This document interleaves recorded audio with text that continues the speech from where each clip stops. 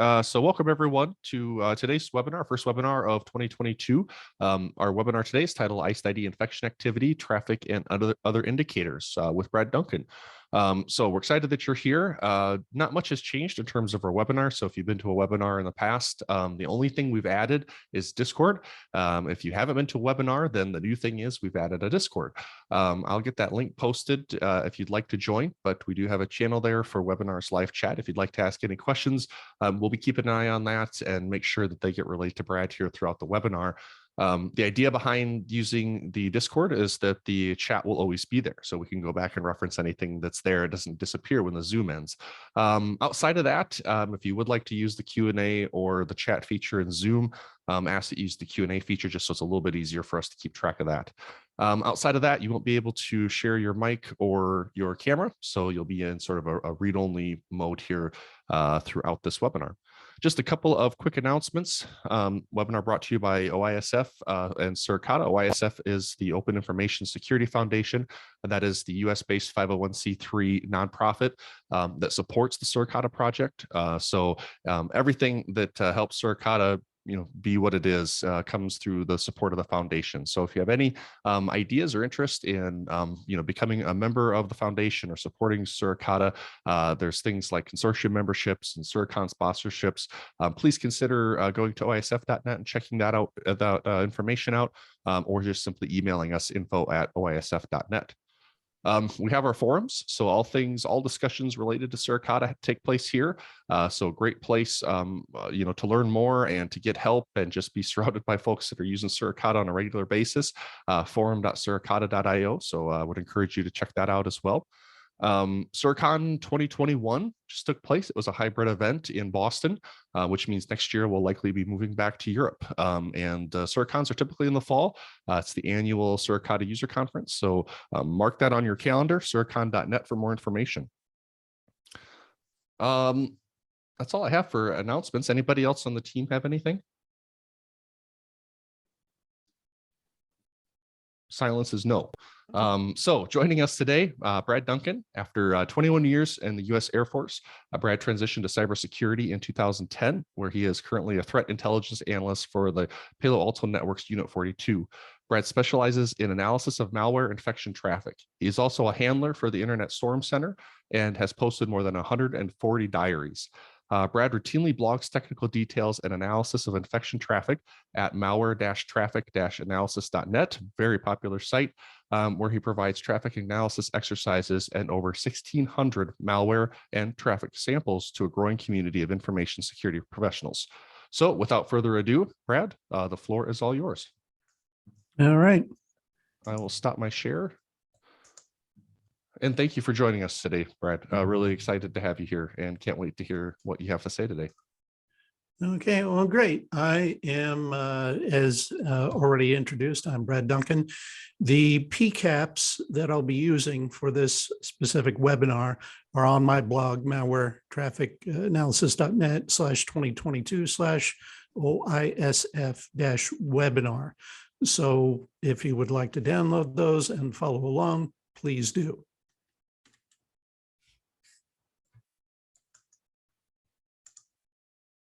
The introduction slide, I'm going to go past that. Again, the PCAPs in this webinar will be located in this URL. I will also put a PDF copy of this particular slideshow that I'm using right now on that as well at some point. So what we'll do in this particular webinar is first I will talk about what exactly IcedID is. We'll look at artifacts on an infected Windows host, and we'll discuss how IcedID is distributed mostly through email. The idea is I want to give you guys an example or to show what is behind the traffic that we'll be looking at. And then I'll have 3 examples of infection traffic. So what is IcedID? Well, unlike what I first thought when I heard the term IcedID, it is not a frozen piece of identification. It is Windows-based malware that acts as a backdoor information stealer malware downloader.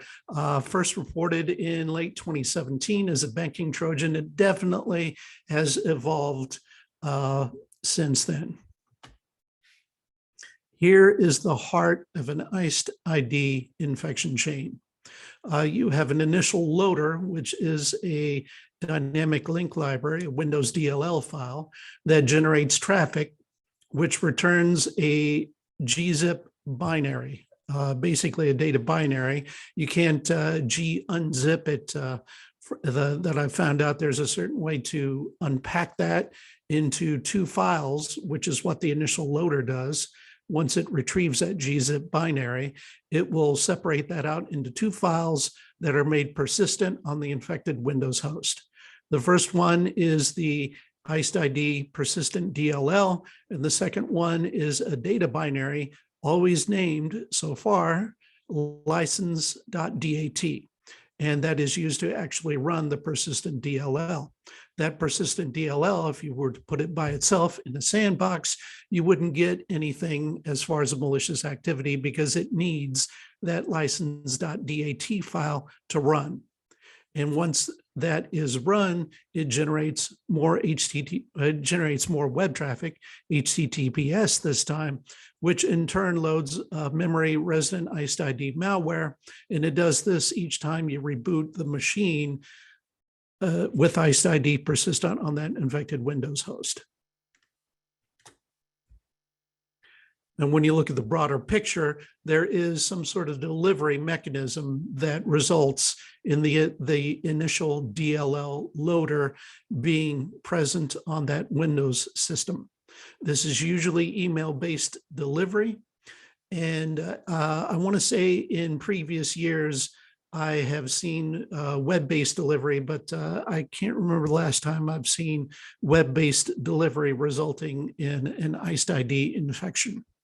It is normally, from what I've seen, by far the most common is an email-based delivery lure. That HTTPS traffic is going to send the memory resident IcedID malware, and it will also send follow-up malware. So what are the artifacts on an infected Windows host? Let's take a look. For a successful IcedID infection, you will see a scheduled task for persistence to persist after a reboot of the machine. You will see that persistent DLL. You will see license.dat, that data binary, and somewhere you will find an initial loader that started the infection process, started the heart of the infection process, I should say. So as we're trying to understand what's happening behind the traffic, an infected Windows host will have a scheduled task that looks something like this. And it's always run DLL 32. To run that DLL, it utilizes the license.dat file, and the persistent DLL is located as shown in this slide. We can take another look if we were to actually go to that particular directory to look for that particular file. We would find, in this case, the infected Windows account for this specific computer is Bernadette.Massey. And in this case, license.dat, that data binary is located under the app data roaming directory. So what we will see on an infected Windows host is the license.dat file somewhere under the infected user's app data roaming directory. We will also see that persistent DLL located somewhere under the infected user's app data local or the app data roaming directory. This is different each time for every infection.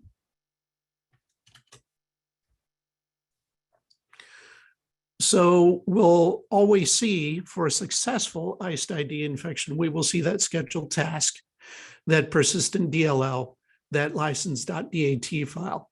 But the initial loader DLL That depends on the campaign that delivered it.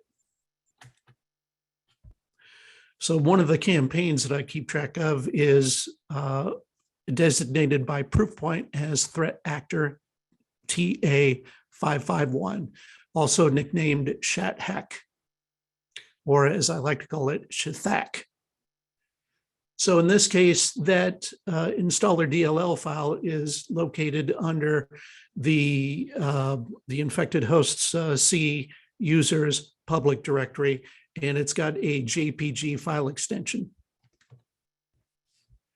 For something that we call the contact forms campaign, when we're looking at an initial zip file distribution, we generally have seen that initial loader DLL in the app data local temp directory of the under the infected users directory.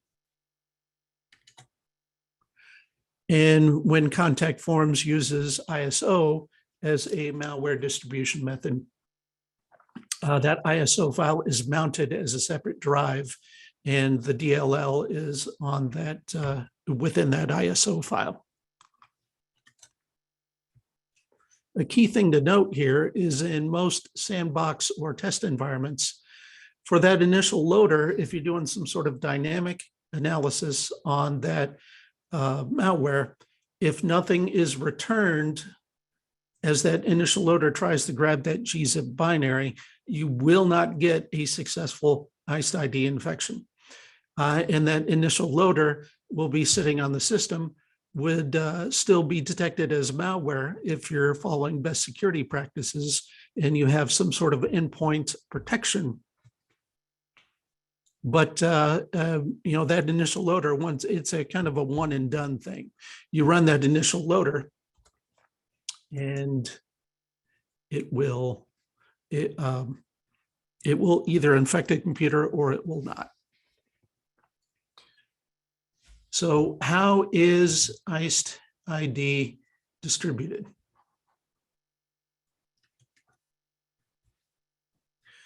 We have three more recent campaigns that I've been keeping track of.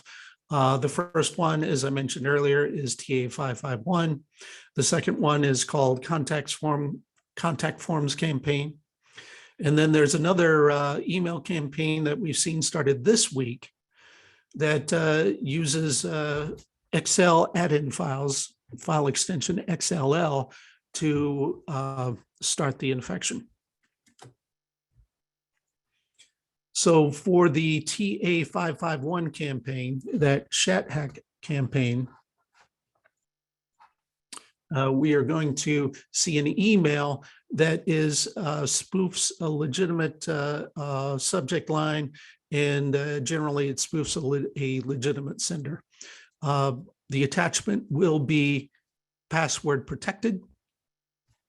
And it is usually, if it's a English language template, the attachment will be request.zip or info.zip.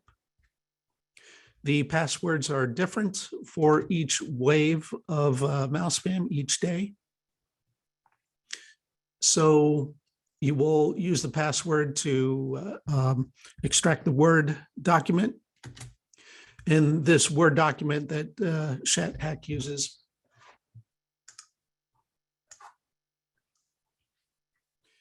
you enable macros and it starts that infection process. It retrieves the installer DLL. How does it do that? Well, what it does is when you enable that macro on that malicious Word document, it drops an HTML file. In this case, it's either in the same directory that the document itself that you opened it in, or it will be located in the infected users, the victims documents folder. And then, as we saw earlier, that HTA file will download the initial loader. And that, in this case, is under the infected Windows hosts user's public directory with the GPG file extension. That's been pretty consistent. For the contacts forms campaign, it uses the contact forms, the contact form from a specific website. So even a website like the Open Information Security Foundation has a contact page. And this contact page is just another way to open lines of communication with the public. Unfortunately, anybody can enter anything in these contact forms. So they are a common route, as I've personally found out, for just spam in general, and in some cases, malicious spam that actually tries to install malware, as we'll see in this example. But I could literally enter any name, any email address, and any comment. This will send an email to an email address set up to receive all of the submitted contact forms for a particular website. Here's an example that was submitted to VirusTotal, and it's dated the 1st of December, 2021. So in this case, you see all of the information that was input into the form and that, that general query or comments. What I've done here is I've highlighted the malicious URL. But this is somebody impersonating a lawyer from HubSpot, supposedly, saying that you've done a copyright violation, that there is something on your website, the website that's hosting the contact form, that is intentionally violating a Digital Millennium Copyright Act. So you've got a date, you've got somebody that's claiming that they're a legal officer from HubSpot.com. If you were to click that link, or if you were to have clicked that link back in December when it was still active, you would have been able to download an ISO file. Now, these ISO files are images. If you were to double click that ISO file from wherever you downloaded it on a vulnerable Windows host, it would mount that file as a, in this case, as a DVD drive, a separate drive on the computer. It would open it, and you have two files that are hidden. One is the installer DLL file. The other is a script file that basically, it does generate some traffic, and we'll look at that here in our first example. But there is a Windows shortcut, and that Windows shortcut runs the DLL file, loads the DLL file and executes it, and it runs that JavaScript file. Now we have another campaign that is using emails, and it has links to Excel add-in files, XLL files. So here's what it looks like. We've seen activity on it this week. I have an example posted to my blog from yesterday. Basically, the email has a link in the message text. You click on that link, it returns a Excel add-in file. When you double click on the Excel add-in file, you're asked to enable it. If you enable it, it drops an IcedID installer DLL, which generates the web traffic for the IcedID malware, generates C2 traffic. In the case that I had yesterday, I'd seen Cobalt Strike. So let's look at our first example. Again, the PCAPs that I'm using for this example are on my blog at that URL. So I've got 3 of them. We'll look at the first one. So if you download that and extract that PCAP from the zip archive, I have here a version of Wireshark. It's 3.4.7, I believe it is. And I have the column display customized. And I also have some customizable filters that I use here. If you're to Google Wireshark Workshop Duncan, one of the top results should be a blog post that has links to a series of workshop videos that I've done on customizing your Wireshark setup. But I'm using a basic web filter here. And we can see some of the things right off the top. I shouldn't say right off the top. You got to scroll down a little bit to find that HTTPS traffic to that storage.googleapis.com URL.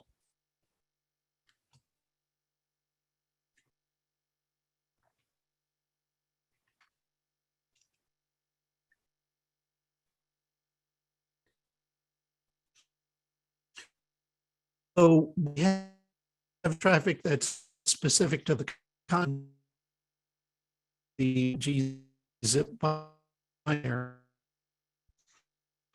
And we've got,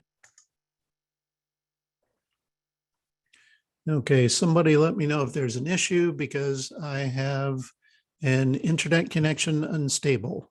Is everybody still able to hear me? Hey, Brad, can you hear me okay? Yes. Was there any issues with the? Yeah, you just, it dropped a little bit there. Okay. Just the last like 10, 15 seconds. Gotcha. So we have traffic in this PCAP that's specific to the contact forms campaign.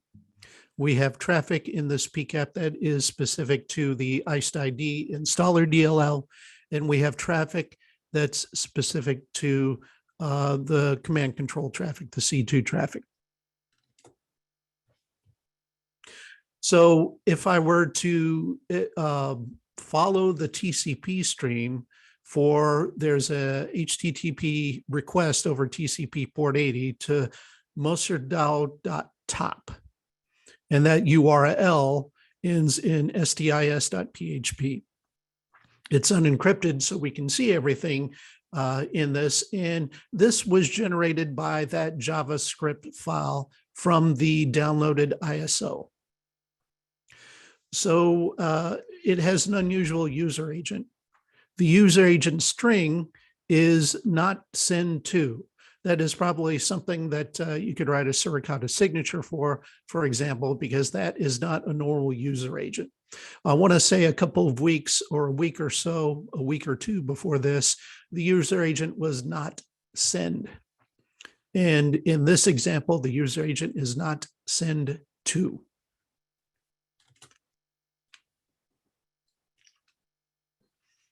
So if we look at that HTTP GET request to jelishkavash.com, that is the request by the installer DLL to retrieve that gzip binary.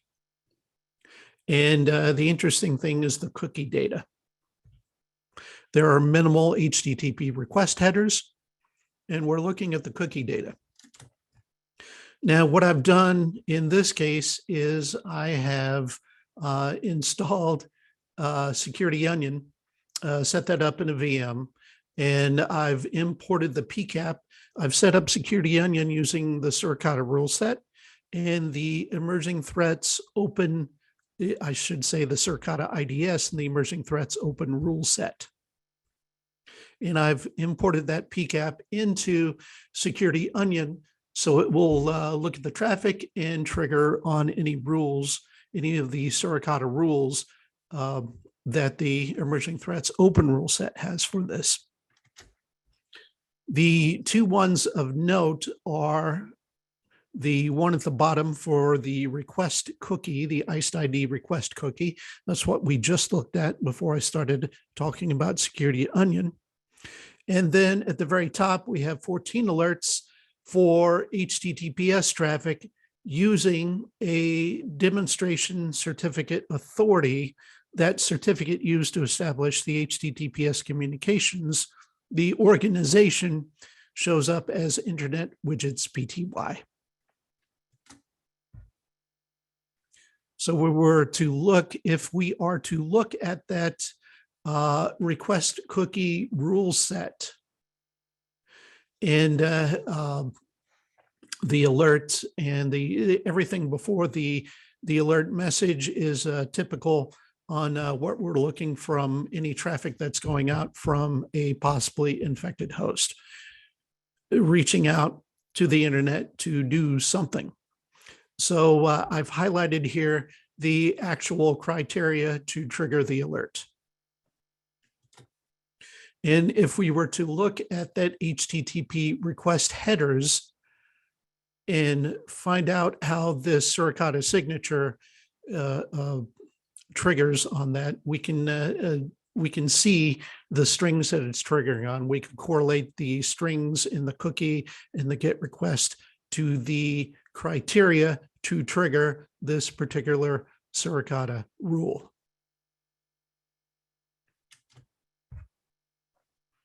Now, what I also find interesting here is this is a policy alert where you're looking at traffic that uses internet widgets in the certificate issuer, the certificate authority issuer's data fields. Right. So we can look at that in Wireshark. So if we filter on the IP address that is being used for the IcedID command control traffic, we use that IP address and we use combine that with tls.handshake.type equals 1111. Select any of the frames in the results, and we go down to the frame details window, and we will see we can expand the frame layers, and what I'm looking for is the certificate issuer data. So every time I find a certificate, I'm expanding that field and looking for the next information header in that in the frame details. And I keep expanding and working my way down till I find that certificate issuer data.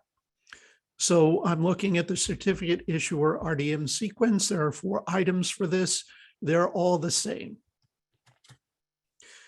We look at, for the common name is localhost. For the country name, it's AU.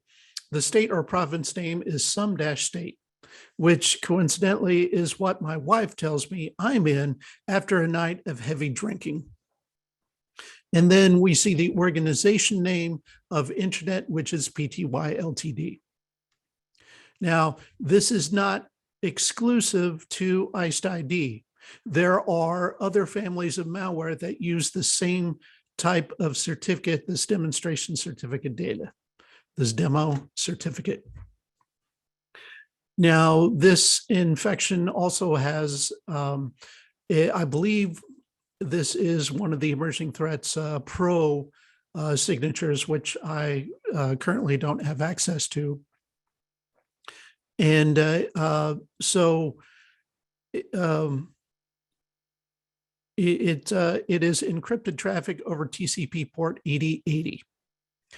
And this won't immediately show up in Wireshark as encrypted traffic. So I'm wanting to find out if there are any TCP streams that use TCP port 8080 in this PCAP.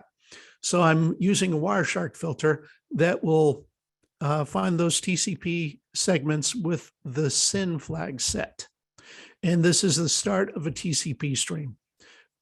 Hopefully, you know, the 3-way TCP handshake that establishes a TCP connection where it would lead to whatever traffic within TCP, in this case, some sort of encrypted traffic.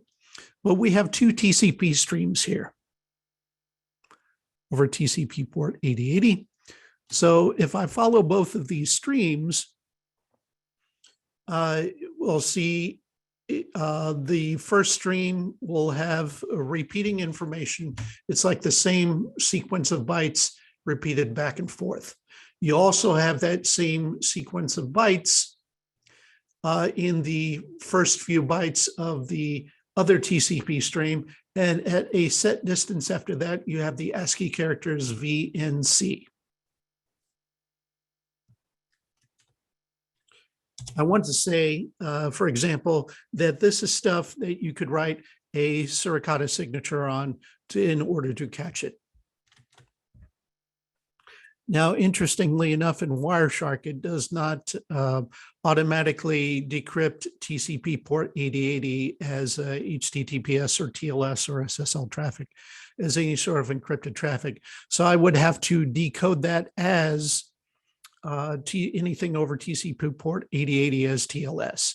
So I would go to Wireshark, use analyze, decode as, add a new field. If I were to click on OK, that means as long as I have Wireshark opened, it will decrypt TCP port 8080 as TLS traffic. If I save this, I won't lose it after I stop and restart Wireshark again. But once I add that in, I can actually see some sort of TLS or SSL traffic over TCP port 8080 when I use my basic web filter in Wireshark.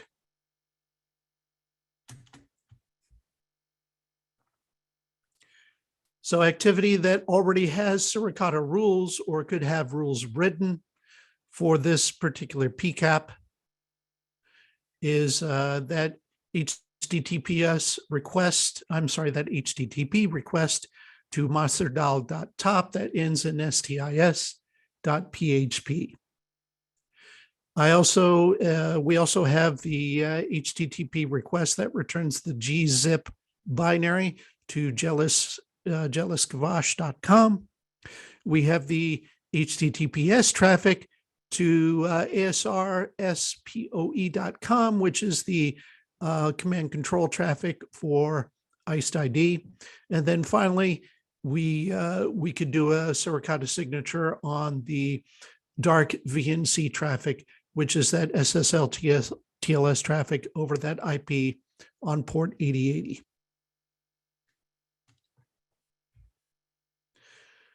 So let's take a look at our second example. So our second example is from earlier this month. It is from the TA551 campaign with IcedID, TA551 sending IcedID as its payload.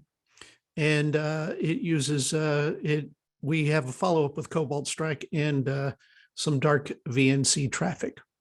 And once again, this is a customized Wireshark display. I'm using a basic web filter.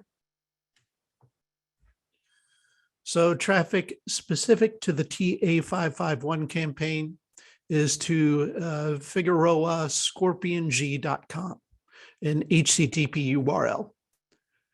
So we can trigger on traffic for that.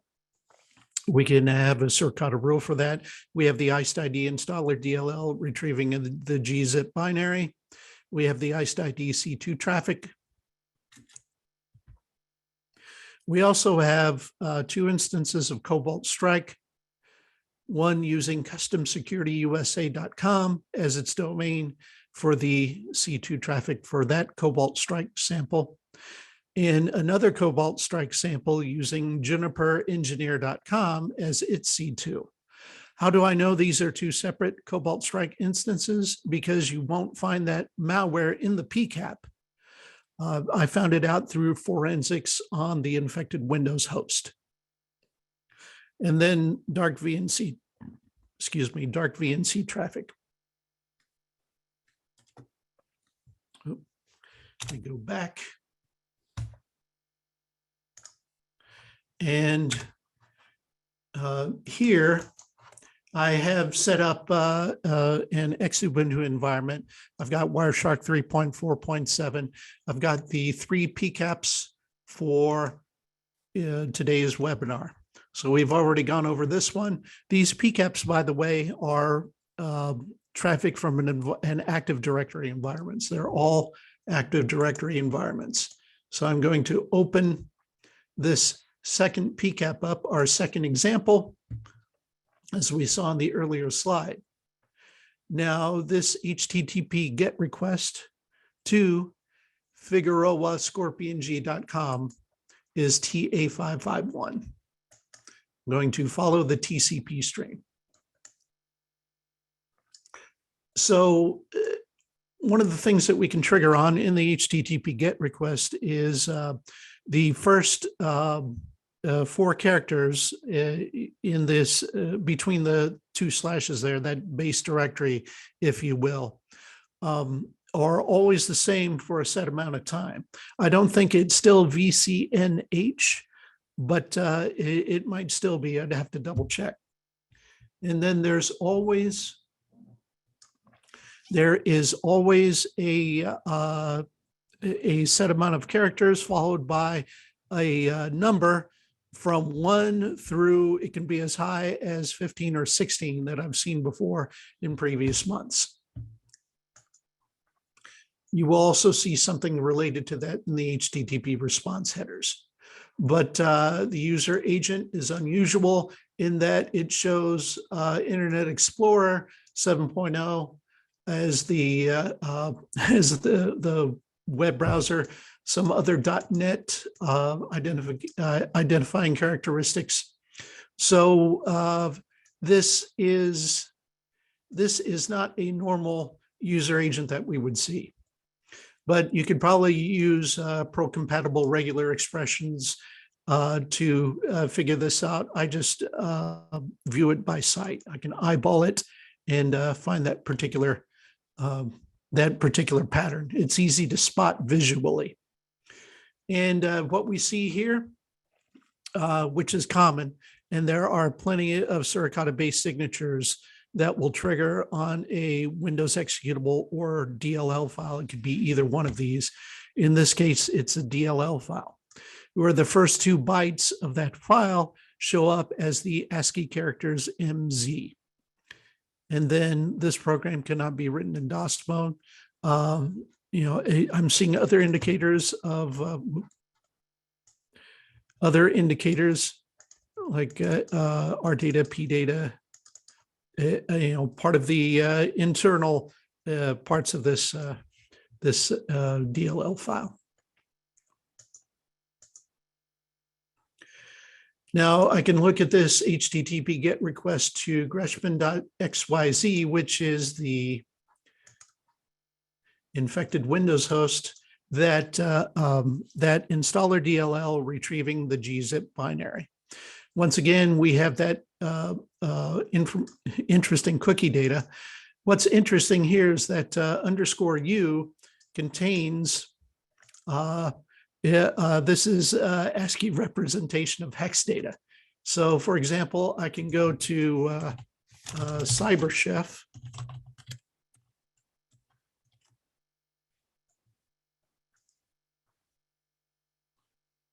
And I can paste that ASCII data there. I'm going to take this out. And I'm going to go from hex. And so we have 2 things here. We have the actual host name of the infected Windows host, and we have the Windows user account name. This right here is the version of Windows. It's the 64-bit version of Windows 10. And it should be this number right here represents the latest version. And the other information, I'm not quite sure about what exactly these mean. I'm told that I haven't been able to find any direct correlation to the system, whether it's the CPU or the amount of RAM or the IP address or whatever. So there is probably another level of obfuscation going on. Even this information here, which you would think would be an ASCII representation of hex, which it is, it only returns more hex.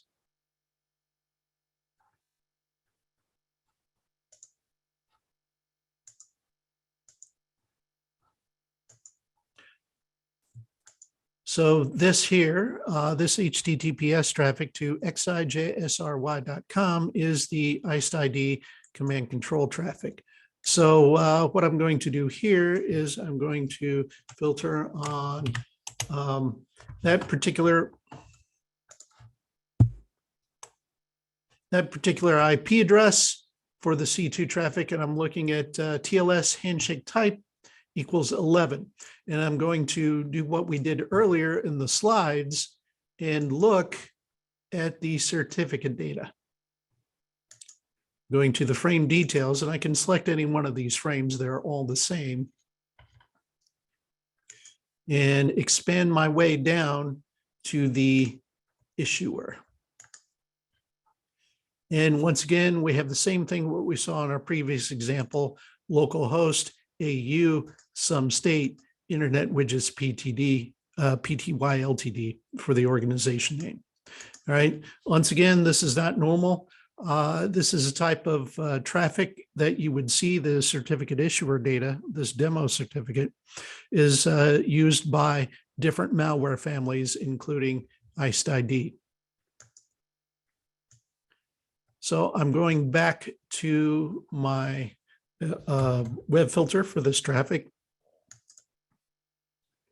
I'll scroll down, and suddenly I'm seeing HTTPS traffic over TCP port 787 to a domain named customsecurityusa.com.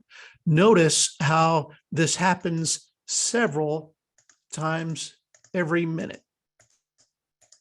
Right? And if I were to look at the source IP and the source port, you would see different source ports on this, which indicates different TCP streams, which indicates that there are new connections, multiple connections being made to this particular domain every minute. And that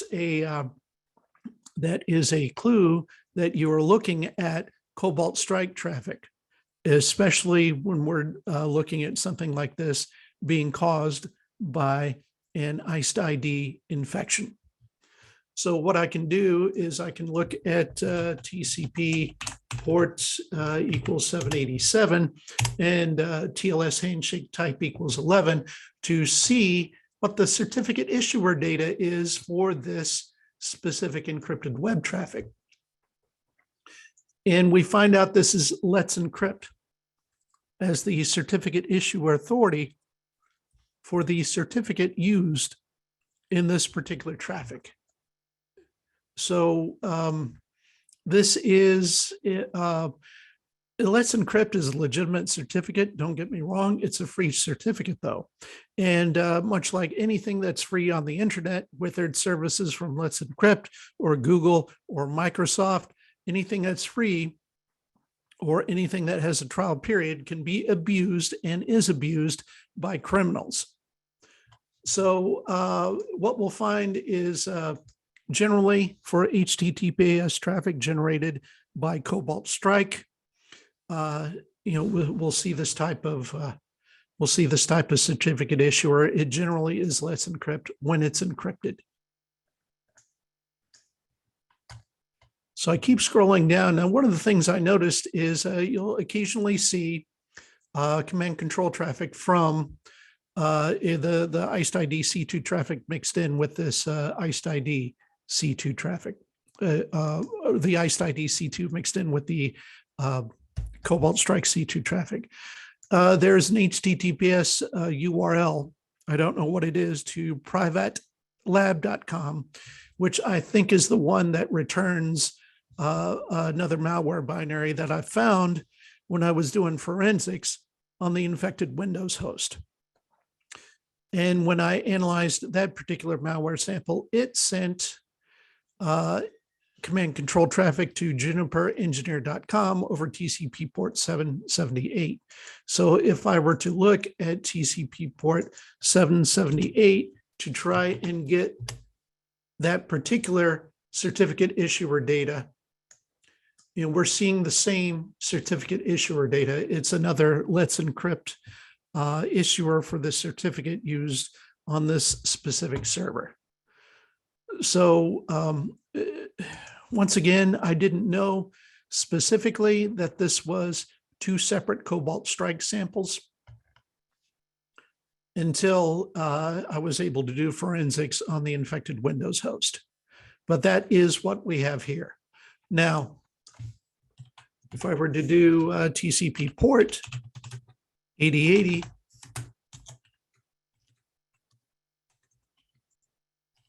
And the TLS handshake type.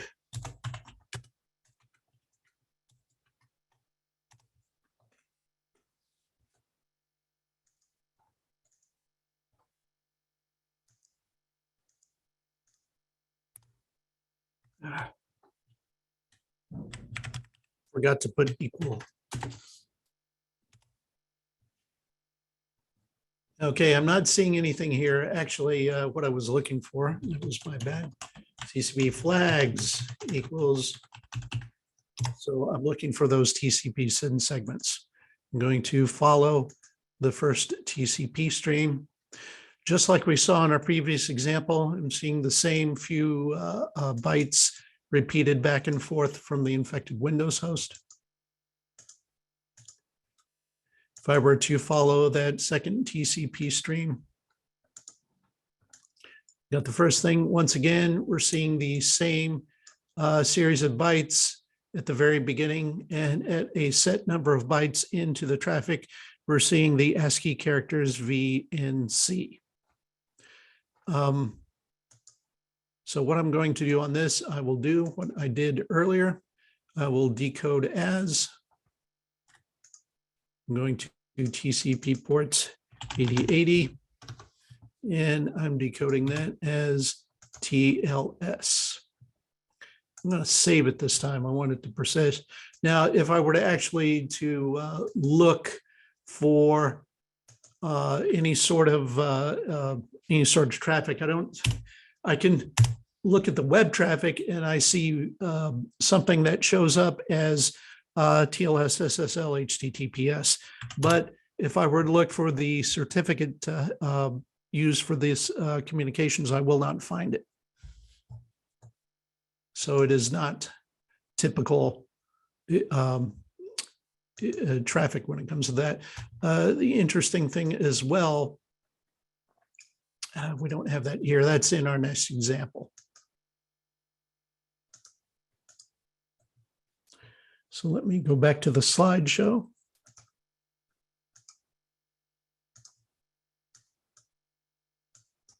Here we go.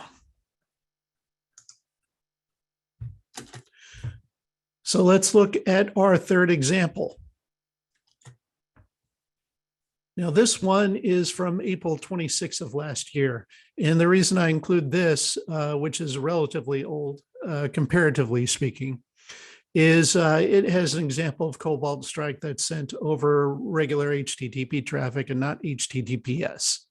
But we're still seeing the same thing with Dark VNC. And we're still seeing the same thing with the command control traffic and the IcedID installer. The only thing that we're seeing different here is the contact forms campaign traffic. This is back when the contact forms campaign was delivering zip archives instead of ISO files. And so there were specific traffic patterns that we would see with a contact forms campaign zip archive. You would extract a JavaScript file from it. It would be stolen images evidence.js. And then when you would run that, it would generate the traffic that we're seeing here to stereozec.top. We see an IcedID installer DLL retrieving the gzip binary. We see IcedID C2 traffic to classic fucup.top and rang state poll.top over the same IP address. Dark VNC traffic over that particular IP address using TCP port 8080. And then the Cobalt Strike HTTP traffic that we're seeing here, we'll take a closer look at that once we get into it. And so one thing I should say here is I used Security Onion to double check and see if there were any of the emerging threats open rules for Suricata that would trigger on the Cobalt Strike traffic. And it does trigger on some of the Cobalt Strike C2 traffic. So these are the emerging threats open signatures. And if I were to look at that very top one, for example, this is the criteria. where the flow is established. It's an HTTP GET request. The URI contains BG and it's only 3 bytes in size. And then you have cookie data, which matches that pro-compatible regular expression, that PCRE, that's shown there in the bottom line. And here's the data from that particular HTTP request headers that it is triggering on. I should say from that particular one. This is typical because there are multiple HTTP GET requests to dementos.com that are basically GET requests that end with /BG. So let me, before we get into the summary here, let me go ahead and open our third PCAP, our third example. Let me use the basic web filter here. And so I want to point something out as we go through this example. Scroll down a little bit here. Notice that the source IP address, this client is at 10.4.12.128. I'll go through this traffic in a minute, but this quadrogorilla.casa, that is preceded immediately before by the aws.amazon.com. This is the installer DLL trying to retrieve the gzip binary. But in this case, it returned to 404, not found. So it didn't like something about my infected Windows host. That doesn't mean that it wasn't there. This is just the response it's giving back when it doesn't like the information that's submitted either in the cookie or in combination with the IP address that I was coming from. So what I did was I took the installer DLL that I found from here, I put it on a flash drive, and I moved it to another Windows host, which is why we see go.microsoft.com and dmd.metaservices.microsoft.com. This we commonly see when you plug in a USB drive into a host. And you can see that I have another source address, which represents another Windows host. And so I run that DLL, and I'm able to, this time on the second host, I'm able to actually get the gzip encoded binary. So it liked this particular host okay.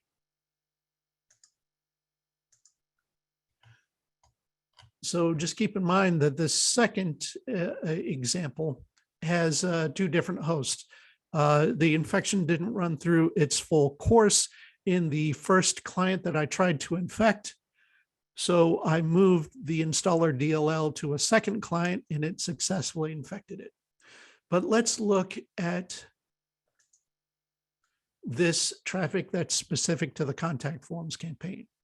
Now, this is when you double click an extracted JavaScript file, stolen images evidence.js from the downloaded zip archive.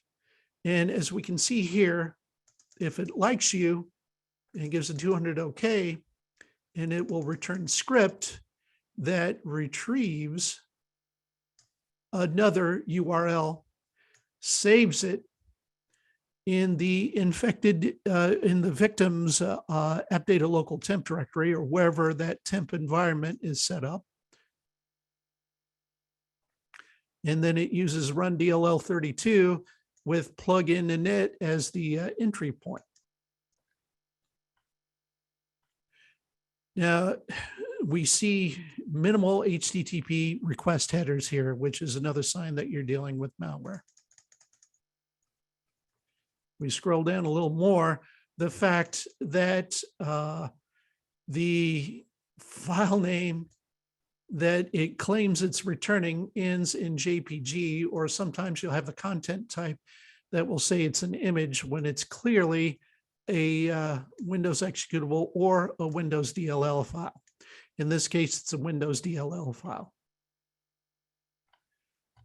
So in this PCAP, we do have, just like we had in our TA551 example, we have an example of the initial file. What I can do here is I can export HTTP objects.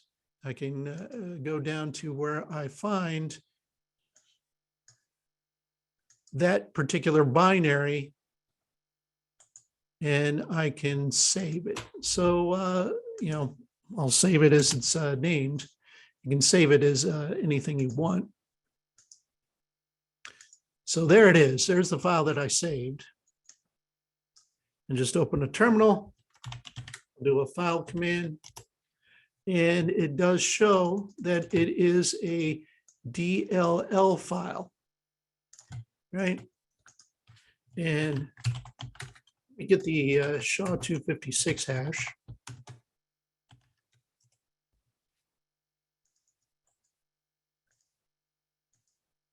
And let's see, I'm just going to Google it.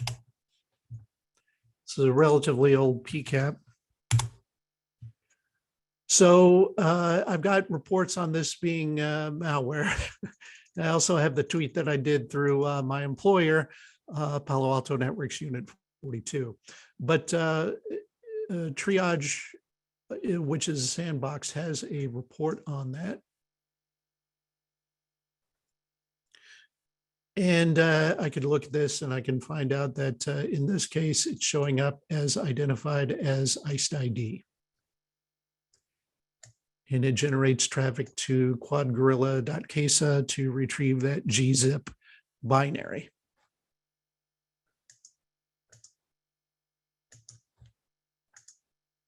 Let's go back to this. And we'll go back since it didn't work here, retrieving the gzip binary, and I switched to another Windows client. Here we have the traffic to classic fu cup.top. And I'm going to look at that IP address.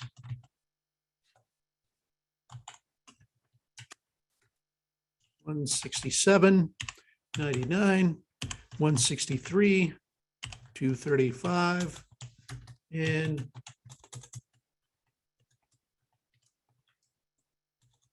TLS. Handshake type equals 11. Okay, and we're seeing the same thing here that we saw in our other two examples of IcedID command control traffic, where I'm looking for that certificate issuer data.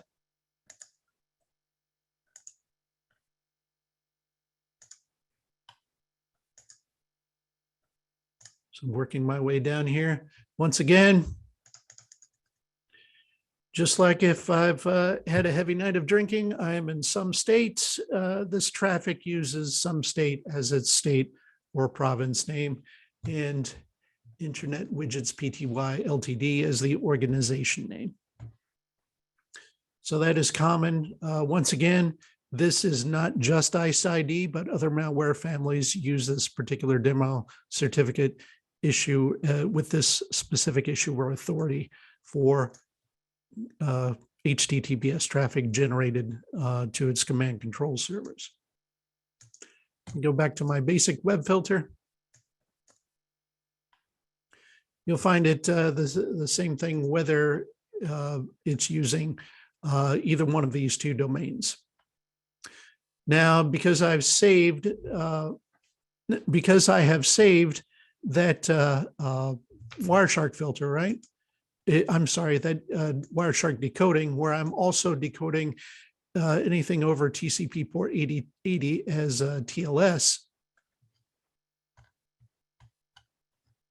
Dang it.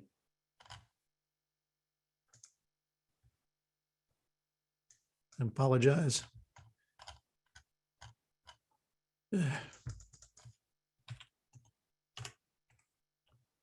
Hold on here.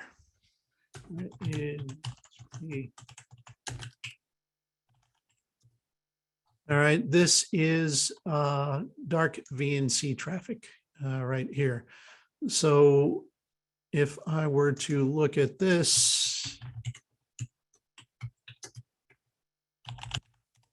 I'm using my Basic Plus web filter here, which is basically, I'm looking at the same thing as my basic web filter, but I'm looking for the start of any TCP stream.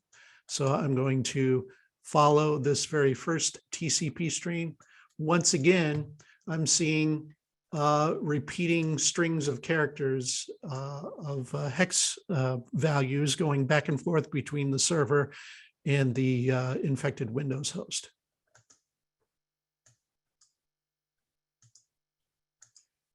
And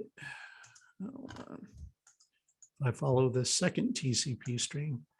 Once again, I am seeing the same pattern. In this case, this pattern right here, reflected here.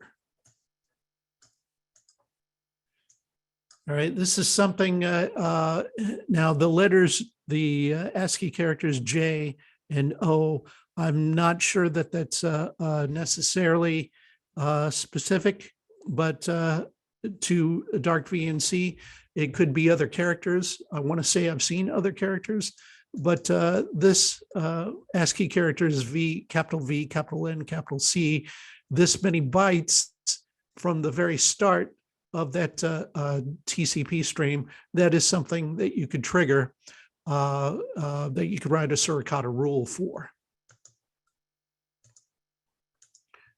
So I want to say that, and we'll get into that later. I think we still may have time. No, we're running late on time. So I'm going to follow the TCP stream here. This is the Cobalt Strike binary. This is a Windows executable file if you were to export that. And then you have traffic, HTTP traffic, which has this particular data for the cookie pattern, the get BG, which was fairly common, I think, at this point. There is a HTTP post request. And this post request has particular patterns in the data that it returns, right? It has particular patterns in the cookie data that it posts.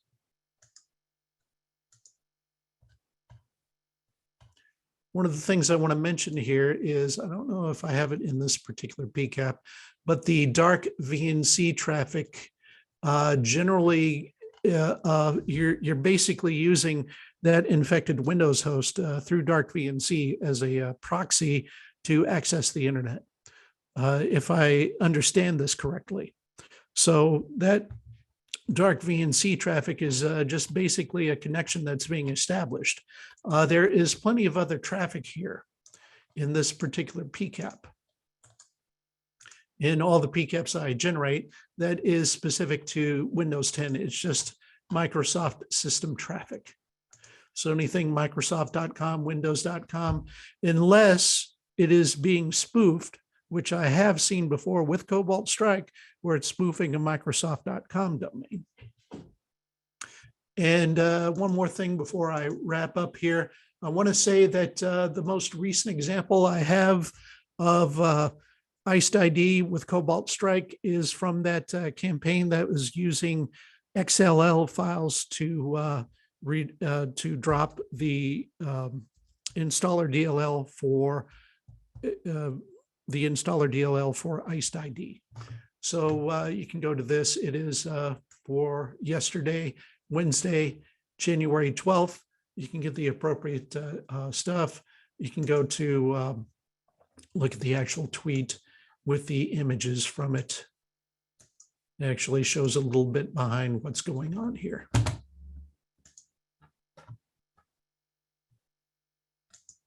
And we'll go back to the slideshow. So here's what we covered. We looked at what is IcedID. We looked at artifacts on an infected Windows host. And we looked at how IcedID is distributed, along with 3 examples of infection traffic. If we have any other questions, now we can use the question and answer function here in Zoom. I haven't yet, but I will join the Discord if anybody has any questions on that. Again, the URL for the PCAPs is malwaretrafficanalysis.net/2022/OISF-webinar. And so I will stop sharing my screen and we can go back to Josh if he has any closing words. One question in Discord, Brad. Yes. Pete is asking, those certificates, the TLS certificates can be seen on other malware samples. Is that a signature of a certain group, time frame, or just coincidence? He's referring to those internet widget PTY certs. Well, that it's a demo certificate. So I've seen it before with other malware families, which is why that particular signature is not keyed in for IcedID. I don't think it's specific. I know it's not specific to IcedID. I've seen it with other malware. I just can't remember off the top of my head. But just because it's a demo certificate and it's out there for whoever wants to use it, any malware author can when they're setting up their command control infrastructure for their botnets or whatever they're using, these servers can be set up with those with that particular certificate authority. So we always, at least in the last 2 or 3 years, I've always seen it from IcedID, but I have seen it with other malware as well. I just can't remember what it is off the top of my head. I want to say something like CACBot possibly, or Bazaar Loader maybe. I would have to double check. Okay. Great. Yes, if anyone has any questions, we'll hang the line here for a few minutes, a couple minutes anyway. QA feature or Discord is fine. Well, it looks like Peter's asking a question. What is more successful for detonations, Windows VMs or actual hardware, Active Directory or non-Active Directory? Any recommendations for for building a lab environment? Well, to get the installer DLL to actually retrieve that gzip binary, that's one of the harder parts that I've had to do. So I've been able to do it in virtual environments and physical environments. It just depends. If you're using, for example, if you're using a VPN, it generally won't work. And I've tried several different VPNs. I tend to go physical when I go with IcedID, but because I haven't had as much luck doing that in a VM environment. I will generally test in Active Directory environments, not because of any problems getting a full IcedID infection. It's just that Cobalt Strike generally doesn't drop from malware like IcedID unless it has an Active Directory environment. So from what I've seen from different malware families, if I'm not using an Active Directory environment, they won't bother dropping Cobalt Strike because it's not a target that you would want to establish persistence in and see if there's any high value targets that you might want to drop some other malware on, like ransomware. So if you're wanting to see Cobalt Strike or any interesting follow-up malware, you would want an Active Directory environment. Ultimately, for IcedID and other malware families that will see Cobalt Strike as follow-up malware from, they're looking to find a high-value target that they want to drop ransomware on. I haven't been able to properly simulate a high-value target, so I can get as far as the Cobalt Strike, but I still haven't seen any sort of ransomware like we've seen reported by other places, like, for example, the DFIR report. That website will have examples of of malware like IcedID, Bazaar Loader, especially, that follow up with Cobalt Strike, and then it will drop ransomware. I personally haven't seen it, but I always like to get as far as I can with the limited resources I have to do that. So to make a long answer shorter, to get a full IcedID infection, now it doesn't matter whether it's Active Directory or not, or virtual or not. It just gets harder, when you're looking at having to not go through a VPN and figuring out some other way of accessing the internet. Mhm. So whenever it's IcedID, I like to work with physical environments because that just happens to work much better for me. Okay, great. I don't see any other questions right now. So just anticipating there may not be too many more. Brad, I just want to thank you again for myself and on behalf of the whole OISF team for taking time out of your day to join us. It was an awesome presentation, and I really appreciate all the work that you do to providing to the community. We regularly are using your PCAPs and other artifacts. We will get the video posted here probably later today, if not tomorrow. And again, that'll just be directed to the OISF-Suricata YouTube channel. So check it out there. And again, thanks, Brad. So I'll hang on as long as you want. Otherwise, I'll probably stop the recording here. And I think we're good to call it a day. All right. Well, thank you for having me.